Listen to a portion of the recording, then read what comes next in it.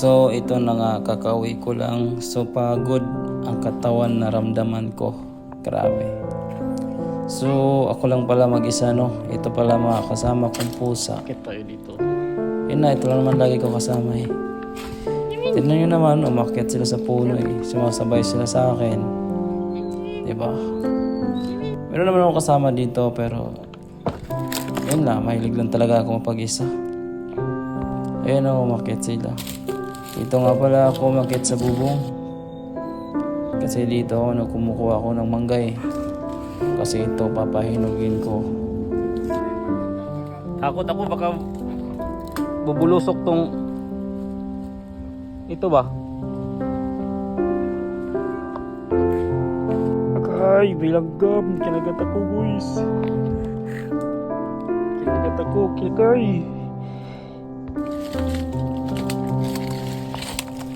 Ini-enjoy ko lang din yung buhay ko kasi sobrang stress ako. Puro na lang plano sa buhay, stress. Hindi mo alam kung anong dapat unahin mo. Ayun oh. Pero okay lang, nasanay na rin ako. Siguro kung saan tayo dalhin ng panahon, tatanggapin na lang natin. Ganun talaga, realidad ng mundo eh.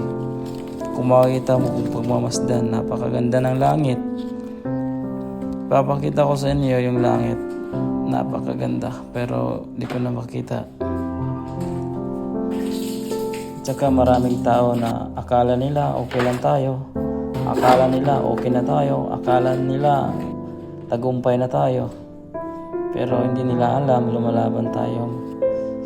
Mag-isa, lumalaban tayo na tahimik. Yun nga, kasi hindi naman talaga madali ang buhay. Mahirap din kasi ipagpagkompetensya sa iba. Minsan tanggapin talaga natin na talunan tayo. Kasi doon tayo magkabuo ulit ng panibagong desisyon. Although hindi man madali, pero yun nga, tinatanggap ko na lang taga kung ano mang kaantungan ng buhay ko. Kasi minsan sa sobrang pag-iisip ko sa mga bagay na gusto ko, lagi na lang tinatanong sa isip ko, mayayari pa kaya yung mga bagay na gusto ko? Shoutout pala sa mga taong lumalaban. Yung pinipili lagi yung sarili, iniisip palagi na magtagumpay, tapos hindi nila namalayan yung panahon. Yung iba tumungto na ng 30, hindi pa napag-asawa, dahil nga laging hinahanap yung pera, tagumpay. Pero akala natin madali. Yun pala, kinakain na yung oras natin. So yan sila. Marami pa to eh. Maya. Ito yun dyan. Ito. Yan ang isa. Ming! Ming!